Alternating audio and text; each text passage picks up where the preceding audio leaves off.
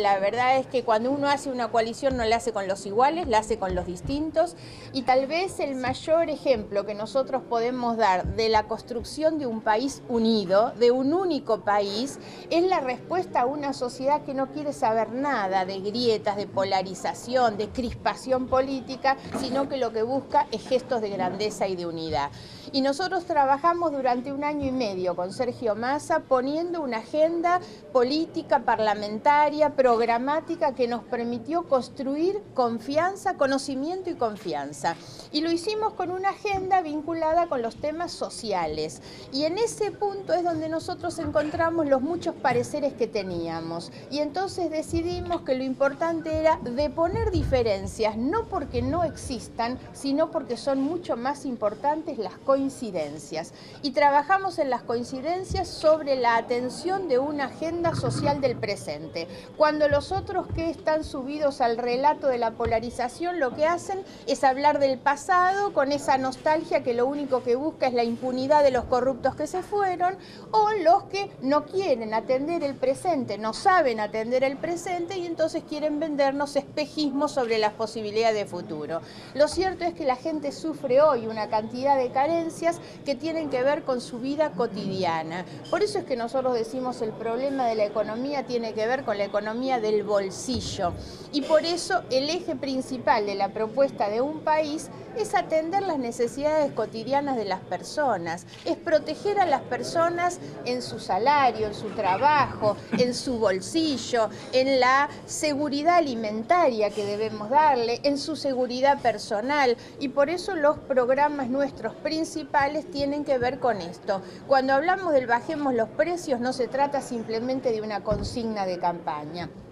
Tiene un enorme contenido porque está vinculado en cómo le hacemos que dure, que alcance un poquito más el salario de bolsillo que tienen los trabajadores o que tienen los jubilados. Recordemos que sobre el final del año pasado el gobierno se hizo el distraído para no tratar los proyectos de modificación de la base del impuesto a las ganancias, algo a lo que se habían comprometido antes, y esa era una forma justamente de proteger el salario. Y fuimos nosotros los que forzamos en la Cámara de Diputados el tratamiento de eso para que el gobierno cumpliera con lo que no quería cumplir, porque si no hubiera sido que nosotros logramos conformar una mayoría en la Cámara, ellos pasaban todo el año sin tratarlo, como pasaron todo el año y hubieran pasado a este.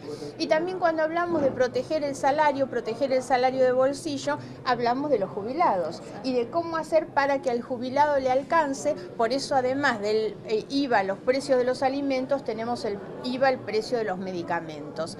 Miren, la inflación subió mucho más que el salario, pero los precios de alimentos y medicamentos subieron más todavía que la inflación y que el salario. Entonces es necesario tener una atención particular sobre esas situaciones. Y cuando hablamos del plan alerta, que es uno de los ejes de nuestra propuesta en materia de seguridad, también decimos lo que queremos es proteger a las personas en su vida, en su familia, en sus bienes, y en la propuesta de un país se centra entonces justamente en dar respuestas a los problemas del presente. Hay que tratar de no caer en esa trampa, porque la trampa de los dos extremos lo que intenta es ocultar la impunidad por un lado o la improvisación y la falta de operatividad para resolver los problemas del presente.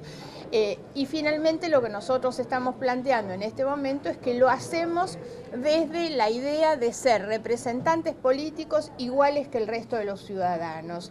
Lo que algunos intentaron descalificar la semana pasada y que para nosotros tiene el valor de la ejemplaridad, es decir, hacemos campañas y tenemos o vamos a ejercer funciones legislativas despojándonos de cualquier tipo de privilegios. Decimos las cosas que decimos haciéndonos cargo, pero estamos dispuestos porque tenemos la más absoluta tranquilidad que si mañana hubiera un proceso judicial que involucra a cualquiera de nuestros miembros, ninguno se va a amparar en ningún tipo de privilegio, fuero o inmunidad, sino que todos serán sometidos a la justicia para que se los investigue. Eso desde luego que nos lo da la tranquilidad de poder hacerlo, y así es como lo han presentado todos los legisladores y los candidatos del Frente Un País. Vamos a pedir, pues nos dijeron el otro día, no, hacen las cosas solamente sin que puedan ser operativas. Bueno, mañana vamos a estar pidiendo una sesión especial para que se trate. Sobre todo como respuesta a algunos pícaros que para descalificar nuestra propuesta dijeron no sirve si no lo trata la Cámara. Bueno, lo que queremos es que el miércoles en una sesión la Cámara lo trate y sea la Cámara la que apruebe justamente que los legisladores que hemos manifestado la voluntad no tengamos fueros. Nosotros vamos a seguir adelante, obviamente, para que la lucha contra la corrupción y la lucha por un Estado transparente y una gestión transparente sea en el respecto de los que gobernaron antes y también de los que gobiernan ahora y de los que vendrán, porque para nosotros la gestión pública y el manejo de los recursos públicos no puede tener ningún manto de sospecha respecto del aprovechamiento que los políticos hacen de esa situación de poder.